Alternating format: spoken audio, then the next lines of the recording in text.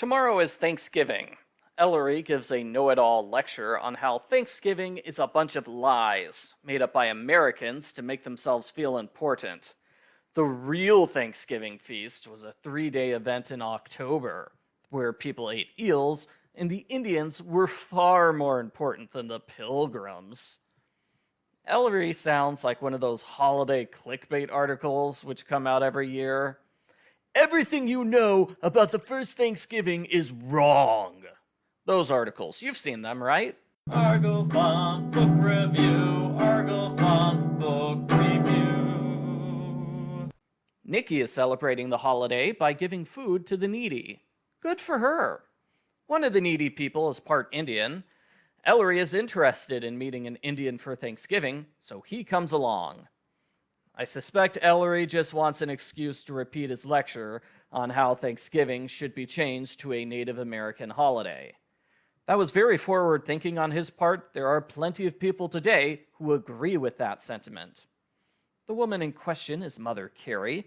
She recently moved, so they get her address from the French restaurant where she works. Ellery's excited to get French food for Thanksgiving.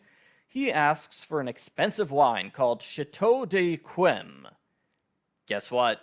The restaurant is secretly a front for a drug smuggling operation, and that wine name is their secret passcode. Isn't that an unbelievable coincidence? Because Ellery said the code word by accident, Pierre the waiter gives Ellery some drugs. Ellery's car fails because the story needs them to take a cab at this point. On the ride over to Mother Carey's, they discuss the drugs with the chatty cab driver. Ellery, you shouldn't talk about your illegal drugs right in front of strangers. I know your dad is a police inspector, but you should really be a lot more discreet. They give the food to Mother Carey.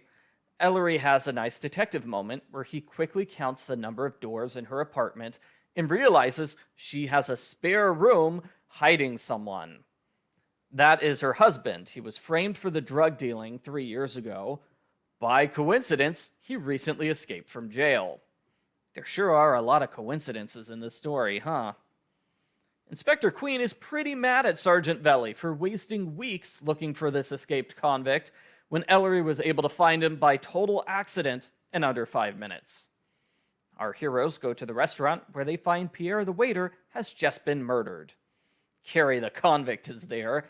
Pierre's eyes show that he's been taking drugs, and it's revealed Clothild, the cashier, is stealing money from customers.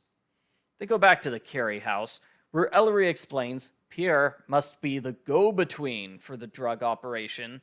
He's clearly not the drug dealer, because he handed out drugs without receiving payment for them.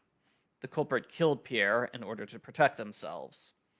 That means the culprit has to be the cab driver. Nobody else could have overheard Ellery's plan to call the police. That's the last big coincidence of the story. Ellery's car failed just so he would be forced to take a cab driven by the leader of the drug ring so he could overhear Ellery's plan to contact his policeman father.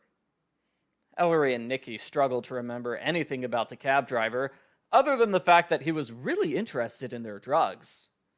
Really, that should have been a giveaway. Ellery remembers the cab driver touched a wine bottle. This Telltale bottle has the culprit's fingerprints on it. The cab driver appears out of nowhere with a gun, saying he secretly followed them to see if they could solve the case. Ellery reveals he predicted this move. That's when Sergeant Velli appears out of nowhere with a gun and captures the culprit. Happy Thanksgiving, sucker. The end. Post-story follow-up. That makes 2 stories in a row where Ellery knows the culprit's identity, but he makes a big show of explaining who the culprit is just to lure the culprit out of hiding. It works better here than in The Adventure of the Dead Cat, written 1 month before this one. The Thanksgiving theme of the story is pretty good, although it would certainly be possible to rewrite the story without reference to the holiday. Inspector Queen was pretty good in this story. Even though he's got a cold, he's still pretty successful at his job. Especially compared to that previous story, where he's more of an idiot who jumps to wrong conclusions only to be corrected by a weary Ellery. While this story was a quick-paced adventure where Ellery stops drug dealers, I don't think it's much of a mystery. It's more of an adventure story. I figured out the culprit was the cab dealer right away, and as I pointed out, the story hinges on three big coincidences. Ellery says the password for drugs at a drug den without knowing the password or knowing it's a drug den. He takes the culprit's cab without knowing it when his car dies unexpectedly. Nikki just happens to visit Mrs. Carey shortly after her husband escaped prison.